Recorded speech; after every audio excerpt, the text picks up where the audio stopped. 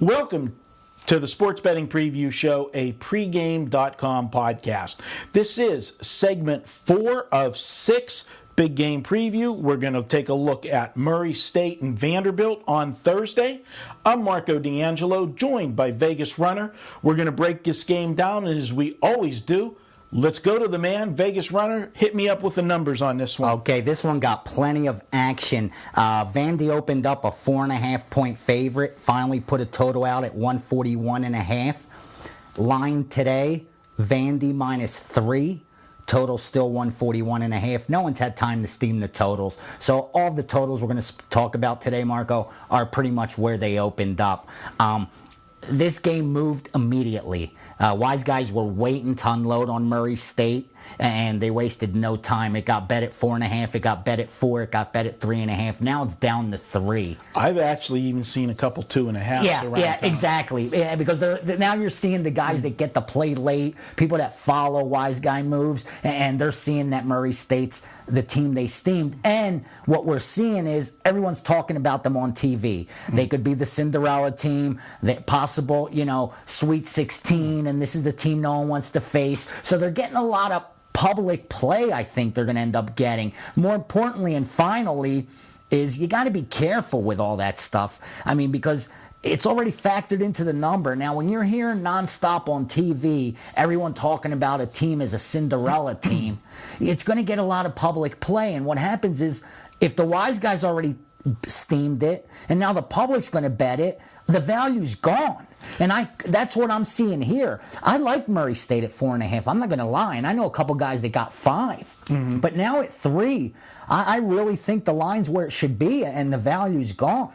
Do you think in an instance like this where if the wise guys see a number that they feel is wrong and they want to take advantage of it and they come in and pound it early and then you get that piggyback effect where, the Johnny come lately says, let's follow the money. Yeah, let's follow the money. Yeah. And brings it down a tick more. I could see them coming in on Vandy. Come back and buying and have a nice middle. Absolutely. I could see that, Marco. You took the words right out of my mouth, and that's why you are sharp, because you try to look 2 steps ahead and at the whole picture. And the wise guys aren't necessarily done betting yet, and a lot of the public still hasn't spoken yet. They wait till game day. So this is one of those games that I agree with you 100%. If the public does go on the smaller school and they don't back the SEC school, which it looks like now they're not gonna. The wise guys knew that when this line came out, they were never going to get a higher number than it was. Exactly. So you take it, and this is something that will give a little bit of a handicapping lesson inside of this game. When you're dealing with the tournaments, which is going to be so many more people playing that normally don't play. Guys so that don't there's going to be inflated, pools and action. Sure. It's like the Kentucky Derby in horse racing. There's so much dead money in the pool that it's worth, playing deep and playing. This is a situation where the wise guys are thinking ahead, can. Now, I'm not saying this is a case, but don't be surprised come game day if you see a buyback, and that doesn't mean Vandy's the smart side. It means that's where the value is now. Exactly. And they have a chance at a middle.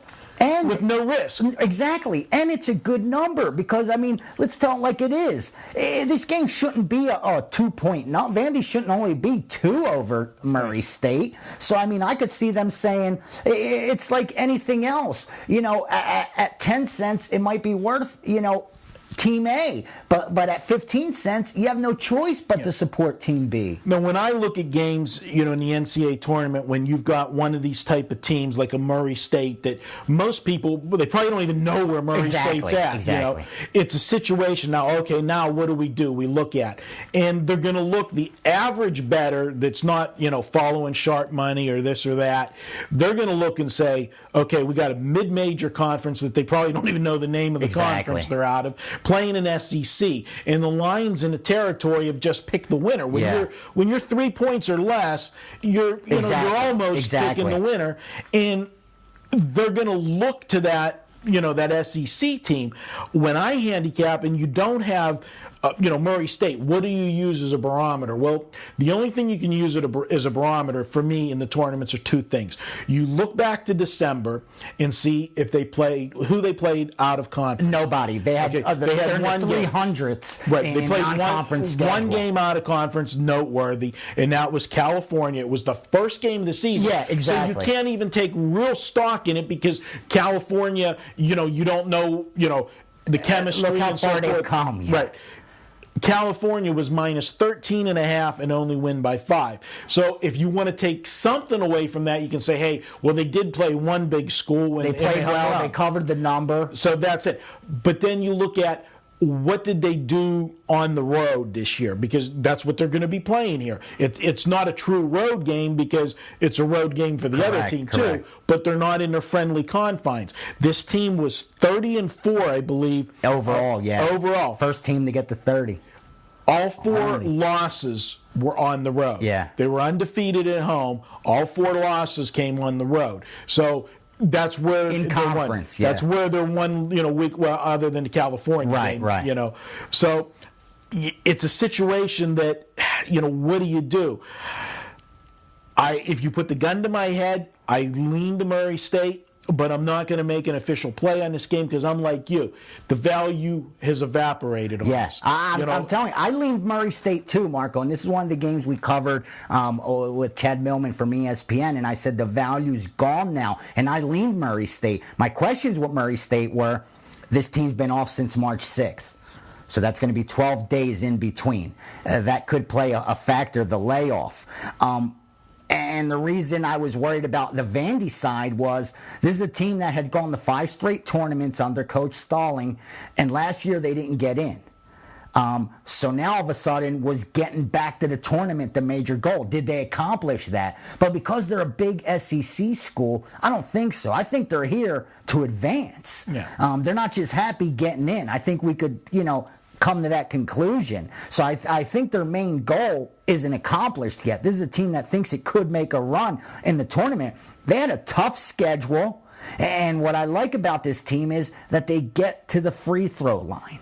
And I think if you put Murray State in trouble there, it could be a long night for them. It could be a lot tougher game than many people think. Vandy plays quick, and if they dictate the tempo, Murray State's going to have some problems. Absolutely. Now, the one thing with Murray State, if Vandy can get to the free throw line, that's going to mean they're either getting penetration drives or they're getting the ball dumped down inside.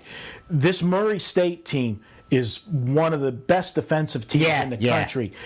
This blew my mind. The last 13 games of the season, 8 of 13, they held their opponent to 37% from the floor or less. 8 of 13. Yeah.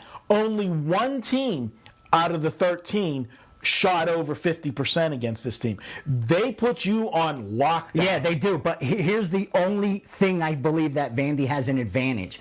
They're going to have such a size advantage that they will be able to get the ball inside. Vandy's one of the top 15 tallest teams in the country, and that's the only weakness. Murray State has such a great defense, but I think it's more of a perimeter defense. And I think if you could get the ball inside, which that's definitely going to have to be their game plan, I think they could have some success. So I think that's going to be the main. You hit it perfectly. That's the main thing is, can Murray State play the kind of defense they did all year? Mm-hmm. To do that, they're going to have to play against some big guys. And I need to do a little more work and see how many big teams did they go up against and did they play that lockdown defense against. So the good thing is it's only Tuesday.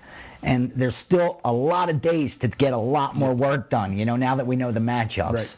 Got to wrap this one up. We both have leaners to Murray State, but we both agree we think the value's gone there. So Murray State or nothing, but just a lean.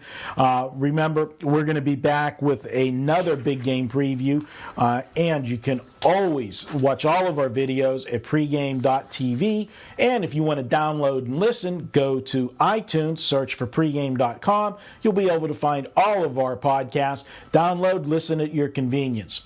He's Vegas Runner. I'm Marco D'Angelo. We'll be back with another big game preview.